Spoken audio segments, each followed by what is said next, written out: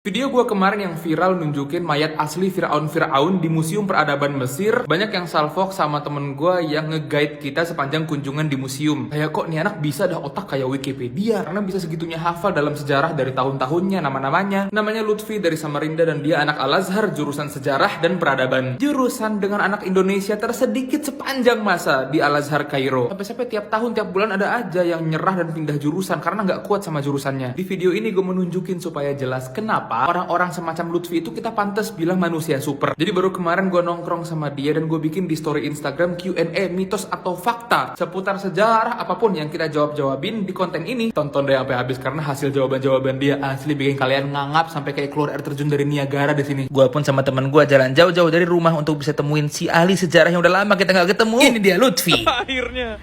Itu apaan yuk? Prasasti. Prasasti.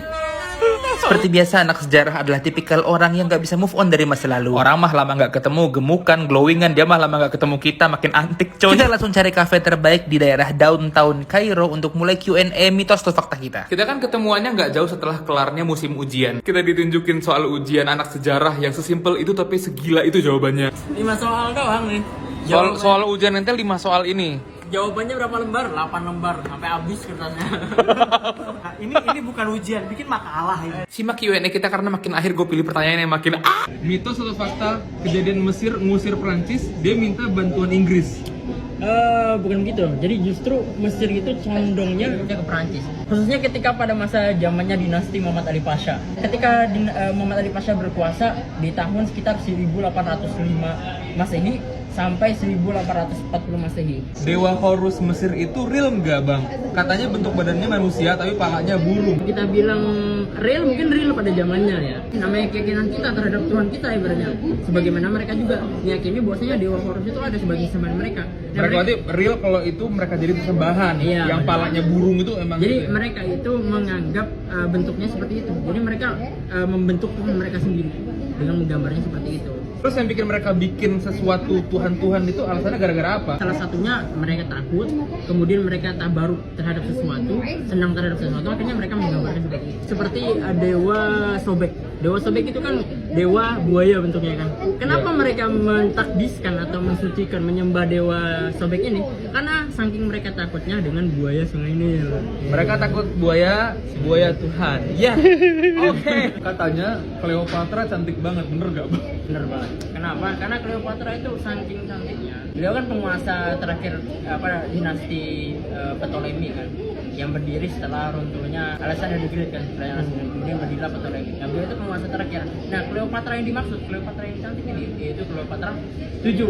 Jadi Cleopatra itu ada 1, 2, 3, 4, 5, 6, 7. Kemarin di video sebelumnya kita bilang Firaun itu banyak banget, itu istilah doang. Ternyata benar. Cleopatra julukan juga berarti. Kayak kita SH, MH gitu kan. Lucunya Cleopatra 7 ini, dia itu wanita tercantik atau penguasa Mesir terakhir cantik, yang mana dia ini ketika Romawi pengen menguasai Mesir 2 kali, itu rajanya ini digoda oleh ratu itu, Ratu Cleopatra 7, sehingga tidak jadi menguasai Mesir. Jadi hanya menjadikan Cleopatra ini sebagai istrinya saja. Gak usah nguasain, Iya, mending nggak- nikah aja dulu, iya, gitu. biar gue jadi raja gitu. Iya, benar. Tanya, setiap piramida itu cuma bagian puncak atap dari menara-menara yang dibangun sama Haman. Ya, ada zamannya Haman itu kalau dalam sejarah kan, kalau kita lihat dalam Al-Quran itu ya Haman ibn Surhan kan. Oh, Nah iya. itu kalau Dr. kami, Dr. Ahmad Rifat dalam sejarah Mesir kuno itu nyebutin bahwasanya Haman itu sejaman dengan raja pada masa era New Kingdom. Salah satunya raja yang dikait-kaitkan itu Raja Ramses yang dibilang kemarin. Jadi nggak sesama piramid dong? Ya enggak, beda. Jadi Piramid duluan apa setelah itu piramid? duluan sebelumnya. Udah ada piramid duluan pas Haman Iya, ada. benar. Piramida Giza ngebangunnya dibantu jin. Fakta mitos. Mitos. Tapi itu belum, sampai sekarang belum ada ditemukan bagaimana ilmiahnya dibangun piramid itu ya. Jadi bukannya National Geographic atau TV-TV itu biasanya ngasih tahu? Itu baru hanya teori, belum ada secara fakta ilmiah yang menyebutkan seperti itu. Oh jadi belum ada yang Belum ada. Laila itu cantik atau enggak sih? Kayaknya di Laila Majnun ya? Ya, Itu benar. asli nggak sih Laila Majnun? Nah, Laila Majnun itu original banget pada masa Daulah Umayyah. Itu aneh pernah ada buat konten kayaknya di IG aneh. Ya, kisah orang yang mencintai Laila tapi Laila nggak cinta sama dia gitu ya? Kalau dibilang cantik atau enggaknya ya, semua orang tuh punya ekspektasi masing-masing kan tentang wanita itu cantik atau enggak. Misalnya Zahid bilang cewek ini cantik, Belum tentu Istri. Oh ya. Belum tentu aneh bilang itu cantik ya. Masalah itu yang namanya juga Laila Majnun, yang dimaksud Majnun ini kan Kiss. Nah, nama aslinya Majnun itu Kiss Melawi. Kenapa dia dibilang Majnun? Karena dia tergila-gila dengan Laila gitu. Itu orang asli. Bukan kisah dibikin biar ada kayak hikmah kehidupan doang gitu. Bukan, itu asli di era zaman dinasti Umayyah. Hidung Abu Hul Sphinx ya, dihancurin sama orang soleh gara rakyat Mesir banyak nyembah dia.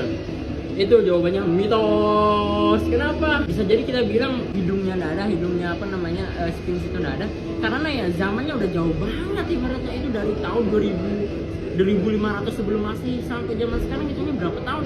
Ya otomatis ya kemakan zaman ya akan hancur. Tapi katanya kena meriamnya Prancis tuh bener apa? Itu hanya teori belaka, nggak ada. Sebenarnya itu ketika ditemukan kan Sphinx aja baru ditemukan. Ketika ditemukan di zamannya Prancis itu Sphinx ketutup sebagian besarnya.